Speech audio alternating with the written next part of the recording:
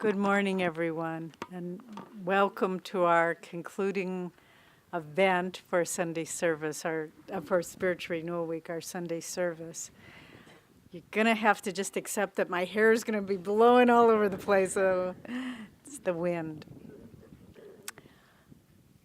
This has been such an extraordinary celebration of our 40th anniversary, of Swami's 60th anniversary. And we want to thank all of you who have come from far and near to join us. It's, as in many ways, it feels like a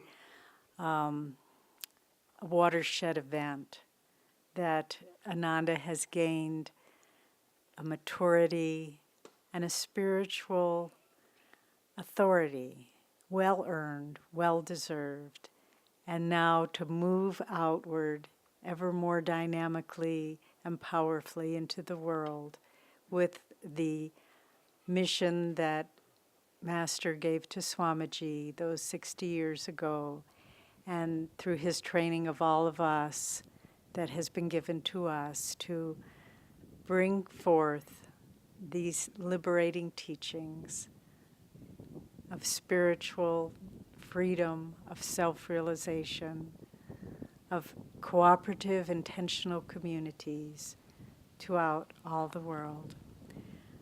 Our topic this morning, which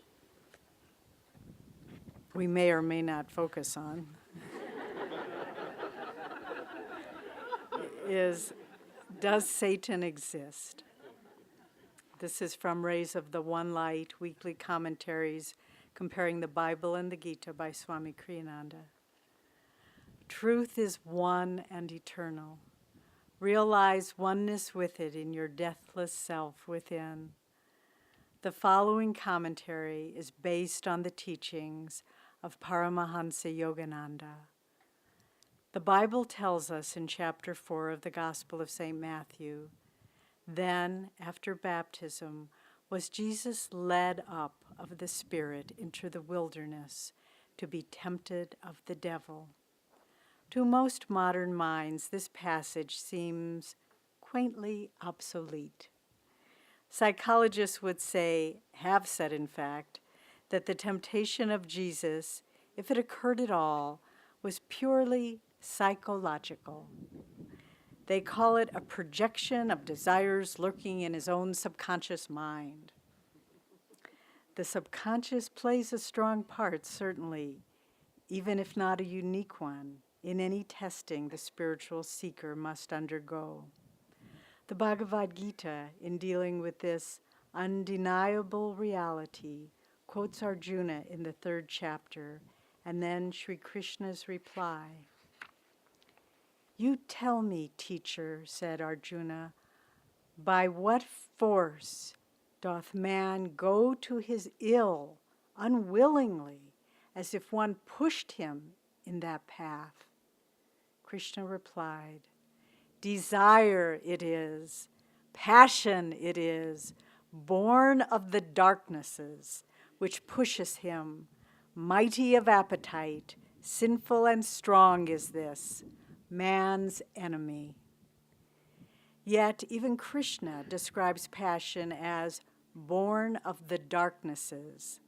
The fact is, as Paramahansa Yogananda wrote in Autobiography of a Yogi, all thoughts vibrate eternally in the cosmos. Thoughts are universally and not individually rooted. A truth cannot be created, but only perceived. Psychology, yes, but psychology attuned to currents of consciousness that pervade the entire universe, attracted by each of us according to our own personal inclinations. Yogananda, quoted in The Path, said, I used to think that Satan was only a human invention, but now I know and add my testimony to that of others who have lived before me, that Satan is a reality. He is a universal, conscious force whose sole aim is to keep all beings bound on the wheel of delusion. We should take pains, then, to attract uplifting currents of universal consciousness and to avoid attracting the negative, which, disease that it is, can infect our thoughts even while it leads us to believe that our thoughts are purely our own. Thus, through Holy Scripture, God has spoken to mankind. Om, Om, Om.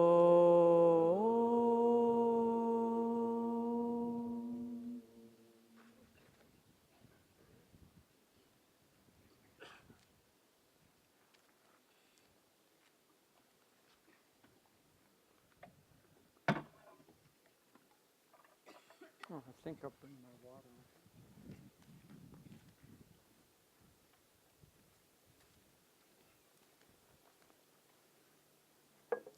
I want to start by reading from Whispers from Eternity by Master.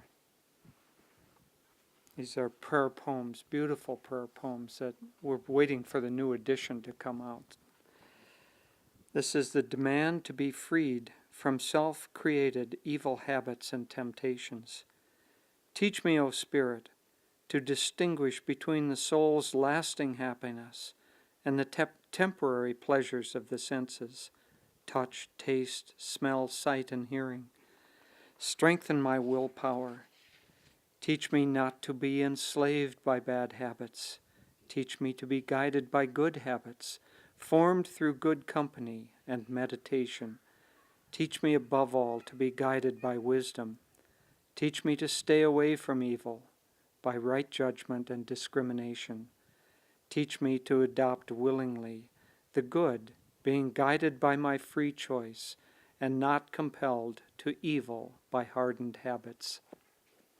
Master certainly emphasizes the power of habits there in driving us toward it. So as Devi was talking about that passage from the Gita, there's a force that pulls us downwardly.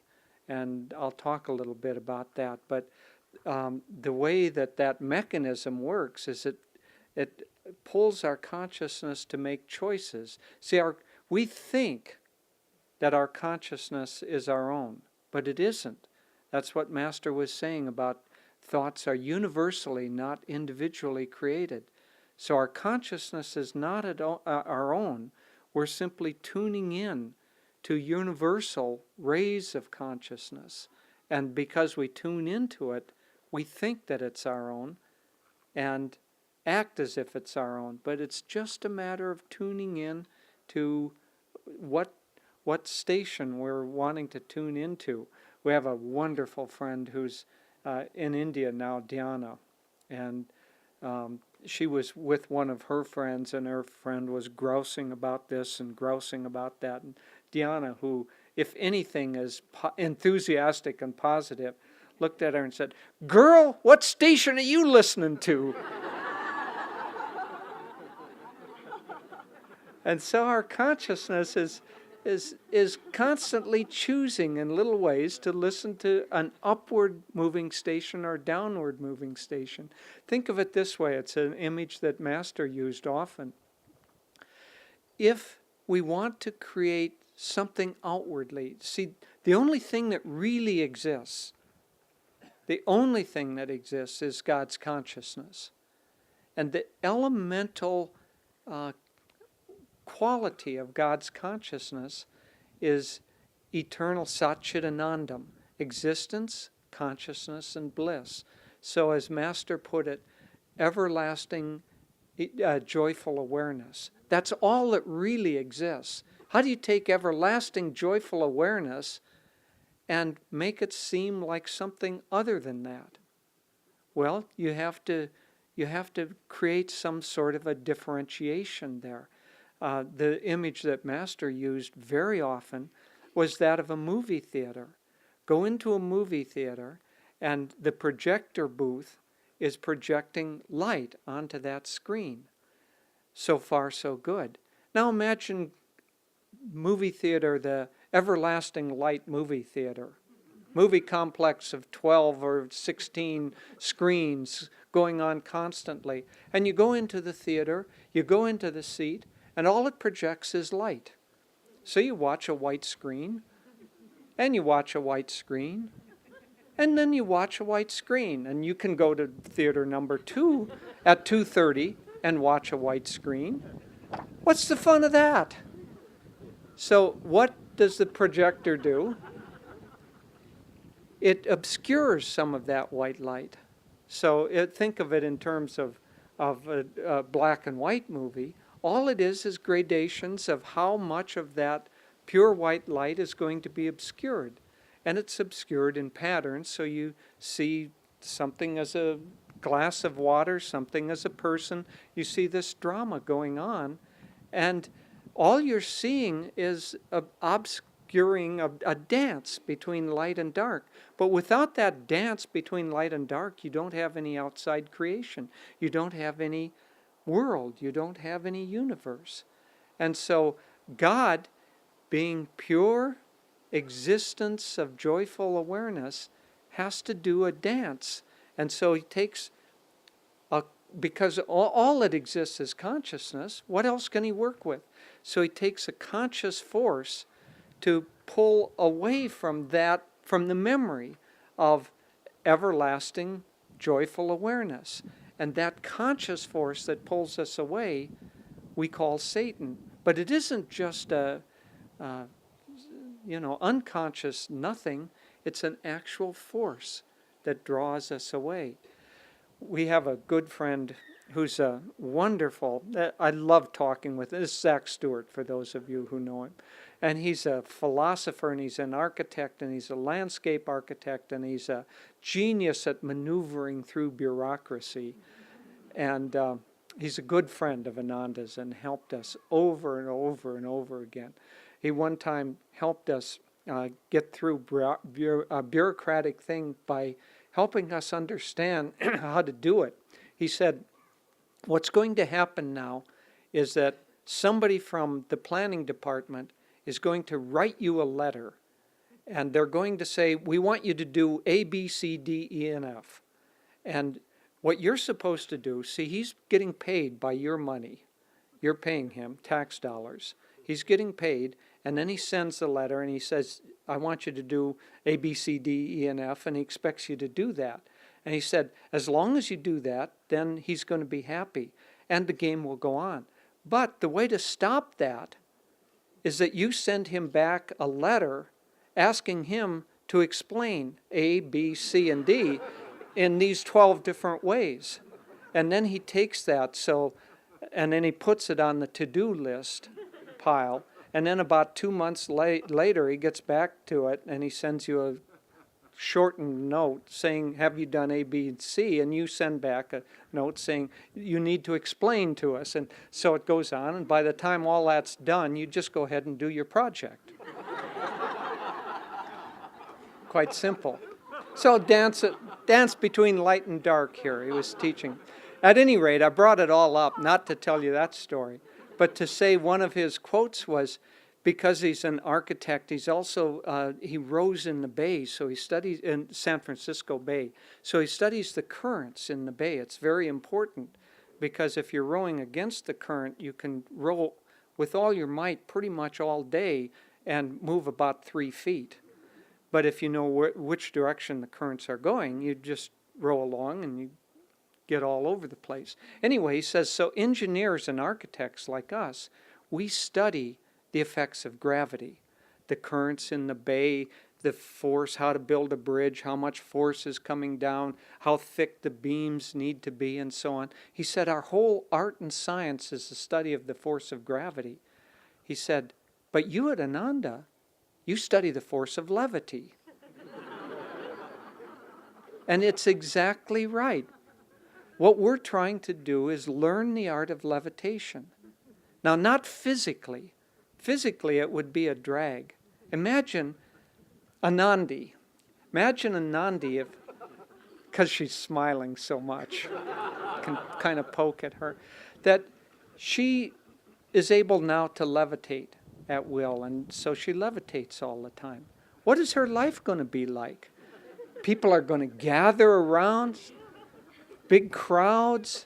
They aren't going to ask her about knowing God. They're going to ask her to do that trick again. And her whole life will be having to perform like a sideshow freak, you know? So we don't want physical levitation.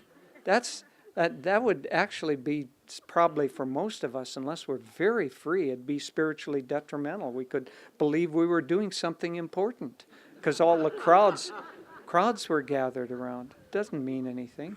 But we want to have a spiritual or consciousness levitation that we can keep quiet. But so the whole art is to constantly try to levitate your consciousness. Now, all day long, like the movie, there's a different scene and a different scene and a different scene, according to what our karma is and according to how our consciousness is tied in. We're given different opportunities pretty much all day long, and we really have only one choice. We have to move toward the light or to move toward the darkness, to tune our radio to a higher consciousness or to tune it to a lower consciousness. We don't think of it that way because we see all the variation, but all the variation isn't the real game going on. It's the quality of consciousness. Are we levitating our consciousness, or are we letting the effect of gravity, a beautiful image for Satan, which contracts and draws to itself, are we letting the force of gravity pull us back into a contractive state? And that's the drama of life. So how do we levitate our consciousness? Well, Master said in here, we do it by two means primarily. By tuning into God and by being around those who have a lighter consciousness than we do. As we practice this consciousness over and over again, these choices in hundreds and hundreds of little ways each day, as we choose the upward path, our consciousness levitates or grows lighter, or Swami described that as specific gravity. We have a certain specific gravity spiritually, so we kind of float at a certain level. And if we hang around those, but really hang around those who are not just outwardly, those of lighter or more spiritual consciousness, that draws our consciousness upward. And we can do that both with an outer manner by being with people, or we can do it by being in the constant presence of the Guru or of somebody that we admire like that. And so thinking of Master, thinking of the Guru, as we did that chant, if you want to cross the ocean of delusion, bow to the Guru's feet. Keep the image of him, literally. If we keep the image, the picture of the Guru in our mind, it will draw our consciousness up. It will levitate it. And so that's one way. The other is by deep meditation. And by meditating, what real meditation is, it isn't techniques. It isn't even the techniques of Kriya as we were talking about yesterday. That's the method. But it isn't the essence. The essence of meditation, Master described meditation as deep concentration on God or on one of God's qualities, such as joy or love or peace or calmness, wisdom, so on. Meditation is deep concentration on God or on one of His qualities. I was reading quotes by Lahiri this morning, and he said the act of meditating, that is the act of holding the mind in a state of concentration on God or on one of His qualities, begins to reveal to yourself, reveal the fact that you are a soul, not an outer personality, not an ego.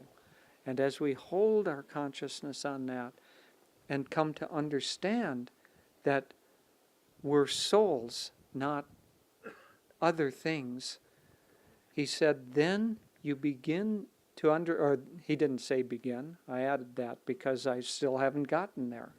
He said, then you realize your sacredness and that all the world is holy. And so holding our deep meditation and holding our consciousness in the presence of uplifting people or uplifting images, especially difficult for us because Spiritual Renewal Week is ending and we have to go back to our normal life. And I know those of you who are leaving here think, well, we don't have to go back to our normal life.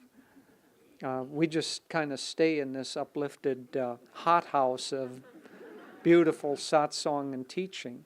Well, tomorrow we get to have a budget meeting and, we've got our work too. So how do we stay in that uplifted state? The real danger comes mostly not when we're busy, not when we're active.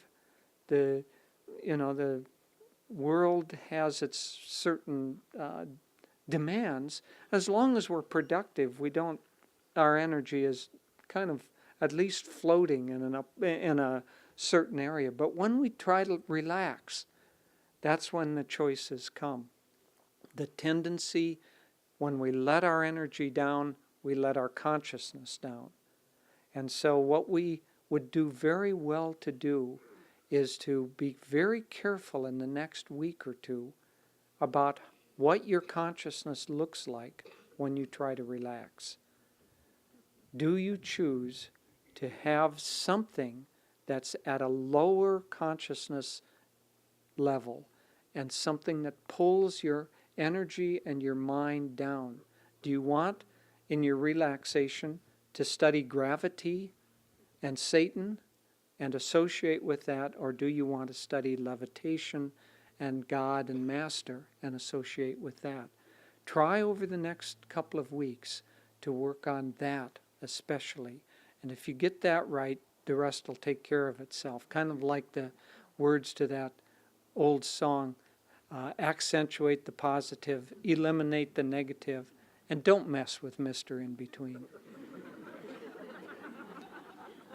I'll end with a beautiful story that I read a couple of days ago by a teacher, Gary Zukov. Thank you.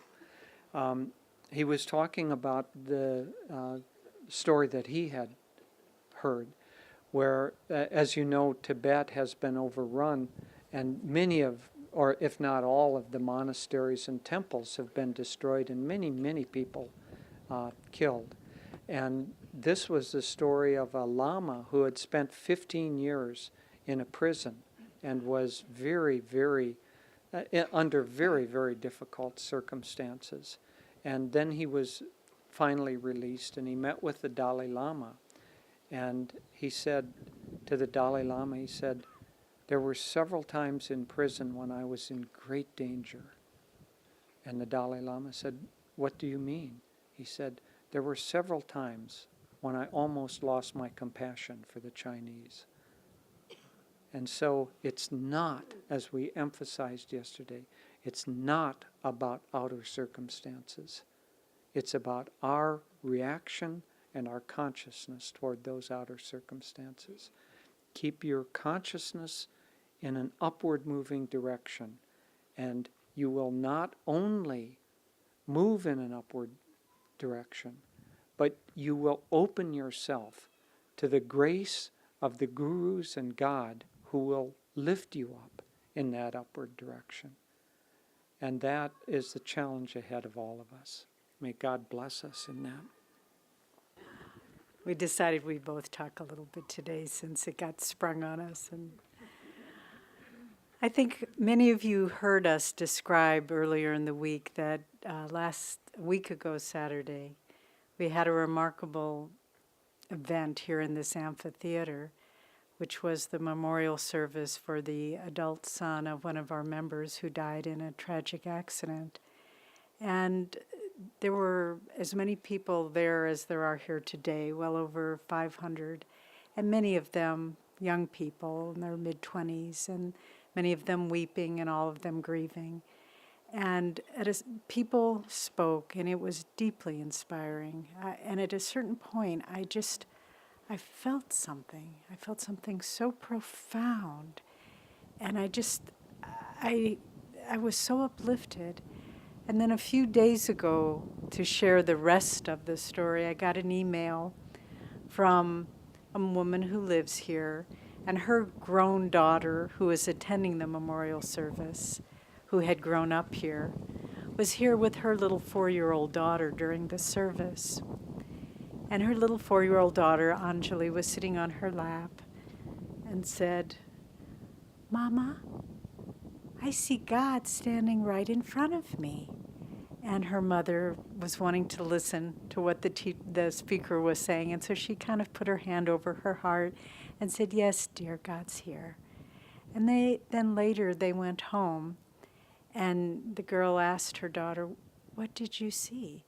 And she said, "I saw Yogananda standing there, and he was giving love to everyone. And there was someone with him." And she ran to the altar, and she pointed to Babaji, and she said it was Babaji. And, as it says in the Bible, "Suffer little children to come unto me, for as such is the kingdom of heaven." And I think we all felt something very profound. But that pure little 4-year-old girl saw what we only felt in our hearts. She saw the presence of Master and Babaji right here. And what we're talking about today is refining our sensitivity by listening all the time to the whispers from eternity that are being projected down to us, not just from some very distant, faraway place, but right here, right with us, right amongst us. And we have a choice all the time to be indifferent, to be busy, to be preoccupied, or to be listening all the time. Sri Kartikeyan was saying in his speech, our guest from India this week, that he asked Swamiji why he called Ananda an intentional community. Well, we can answer that question on many levels. It's intentional because it's not just a collection of people who happened to move to the Nevada County area. We had a purpose. We had a purpose to create a visionary way of life. But on a deeper level, it is an intentional community because it is our intention to experience God in every moment of our lives. And you see this manifested this week so powerfully in everything we've shared together, in the play, the peace treaty, in the music, in the food, in the children, everything in the satsang. It is our intention, and we have to be vigilant because there is another intention going on right now. There is an intention working against that effort to obliterate our mindfulness and to make us slip into forgetfulness. It is very, very powerful and persistent and eternal. And that's one of the things I actually see more and more in watching Swamiji is that constant intention to be in the presence of God in every moment. And even I notice when people come and they start a superficial conversation, he looks at them kindly, but I feel his energy withdraw. And if if our minds and hearts are focused, as we have all been this week, I think for me, some of the most beautiful moments have been watching people come to Swamiji with that open-heartedness and that dedication and that devotion and offering him, not to him, but to him as a channel for Master, offering their life and watching he, in Master's name, bless them and receive that life offering. And so as we go forth all of us today, let it be our intention and our vow not to let the thoughts of our mind slip below the horizon of God's presence. Keep that. Master said we find God, the superconsciousness is that fine line where of the horizon, where the sky meets the ocean or the land. He said meditate on that fine line. That's where superconsciousness rests. Well, for all of us, be aware of that line. And when your consciousness, when your activities slip below that horizon of God's presence, with all your willpower, lift it up again. Let that be your intention.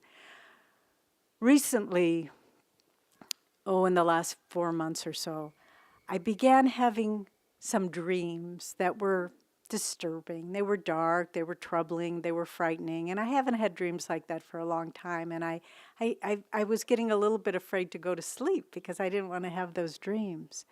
And so I thought, you need to take this in hand. So every night before I go to sleep, I began praying, Master, I'm going to be in a subconscious state. I won't have the same intention. I won't be able to control it. So please be the warrior governing the gates of my consciousness and don't let dark thoughts come in. And then I added, and if you could come into my dreams, that would be very nice too. And the dark dreams immediately went away. And the quality of my dreams began changing. Not glorious, not astral world beauty, but I had a series of dreams where I saw people in my life that maybe there was some misunderstanding with, maybe there wasn't good communication with, maybe there was unresolved issues with. And their faces would be there in my dream, and I saw them, and I understood them perfectly, or as well, let's put that. But they were telling me, I want to be your friend, but I can't because of this. Or I love you so much, but it's hard for me to put it into words. And it was so beautiful. And then I began understanding that's how Master was coming into my dreams, was not in his form, but in the conscious, fulfilled, divine love and friendship that exists between all of us. And it was such a gift. And it made my love for him grow all the more appreciative and deep. Because I thought, what greater beauty can there be in life than that simple ability to see the divine love flowing back and forth amongst all of the people in our lives. So Ananda is an intentional community, whether you live here or Hawaii or Sedona, Arizona, or Georgia, Atlanta, wherever you live.